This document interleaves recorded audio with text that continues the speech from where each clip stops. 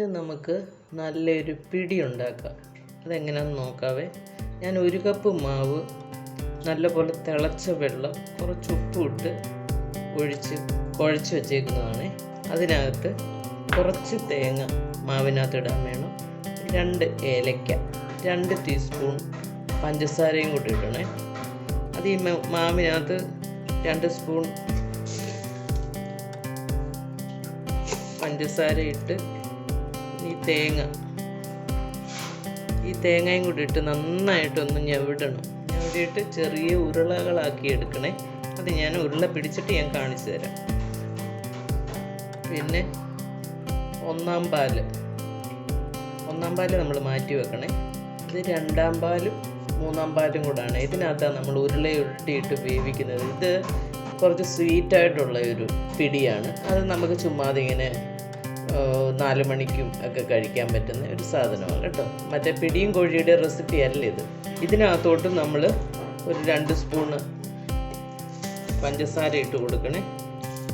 ഈ 2-ാം പാലും 3-ാം പാലും വെച്ചതിനകത്തും കൂടെ 2 സ്പൂണ്, 2-ഓ 3-ഓ നിങ്ങൾക്ക് ഇഷ്ടമുള്ള പോലെ മധുരത്തിന് ആവശ്യമായിട്ടുള്ളത് അത് ഇട്ട് കൊടുക്കണം. എന്നിട്ട് ഈ 2-ാം പാലും 3-ാം പാലും ഒന്ന് തിളച്ച് കഴിയുമ്പോൾ വേണം ഈ ഉരുട്ടി വെച്ച മാവ് ഇട്ട് കൊടുക്കാൻ. നേരത്തെ കാണിച്ച മാവിൽ ഞാൻ പഞ്ചസാരയും തേങ്ങയും ഉപ്പും എല്ലാം കൂടി ഇട്ട് നന്നായിട്ട് ഞവടിയിട്ട് ഉരുട്ടി വെച്ചേക്കുന്നതാണ്. ഇനി ഈ ഉരുള നമ്മൾ 2-ാം പാലും 3-ാം പാലും കൂടെ മിക്സ് ചെയ്ത് വെച്ചില്ലേ, അത് തിളച്ച് വരുമ്പോൾ അങ്ങോട്ട് ഇട്ട് കൊടുക്കണേ. 2-ാം പാലും 3-ാം പാലും തിളച്ചിട്ടുണ്ട്.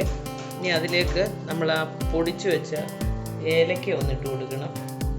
നമ്മൾ നേരത്തെ അതിനകത്ത് 2 സ്പൂണ് പഞ്ചസാര 3 സ്പൂൺ പഞ്ചസാര ഈ തേങ്ങാപ്പാലിനകത്ത് ഇട്ടിട്ടുണ്ടായിരുന്നേ. അപ്പം ഈ ഉരുളകൾ അങ്ങോട്ട് ഇട്ട് കൊടുക്കാവേ.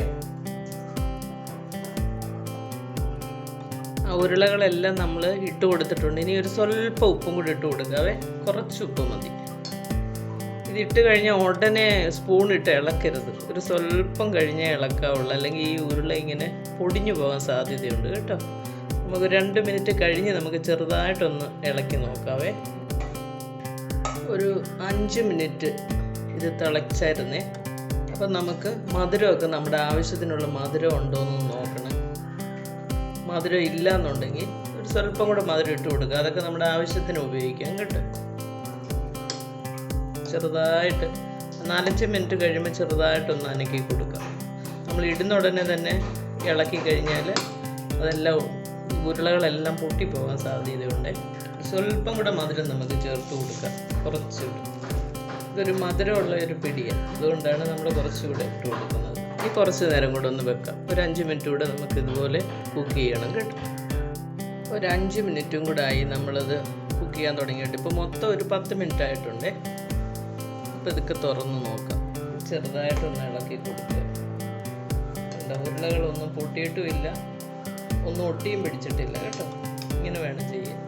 എന്നിട്ട് നമ്മൾ 1-ാം പാല് ഒഴിച്ചു കൊടുക്കണം. 1-ാം പാൽ ഒഴിച്ചിട്ട് ചെറുതായിട്ടൊന്ന് ഇളക്കി കൊടുക്കുക. ഏലക്കയൊക്കെ നമ്മൾ നേരത്തെ തന്നെ ഇട്ടിട്ടുണ്ട് കേട്ടോ. ഇനി തിളയ്ക്കാൻ നിൽക്കണ്ട. ഇതെപ്പോഴും കുക്ക് ചെയ്യുമ്പോൾ നമ്മൾ മൊത്തം അങ്ങ് അടച്ചു വെക്കരുത് കേട്ടോ. പാത്രം ഇങ്ങനെ അങ്ങ് അടച്ചു വെക്കരുത്.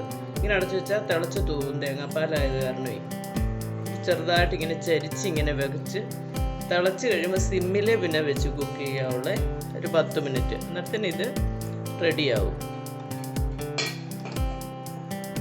ഒന്ന് ചൂടായാൽ മതി. ഇനി തിളക്കുകയൊന്നും വേണ്ട. എന്നിട്ട് നമുക്ക് ഗ്യാസ് ഓഫ് ചെയ്യാം.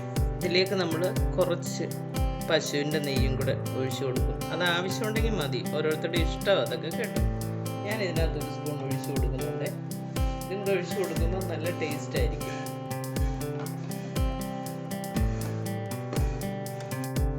വളരെ ടേസ്റ്റി ആയിട്ടുള്ള നമ്മുടെ പിടി തയ്യാറായ 4 മണിക്കൊക്കെ കഴിക്കാൻ വളരെ നല്ലതാണ്.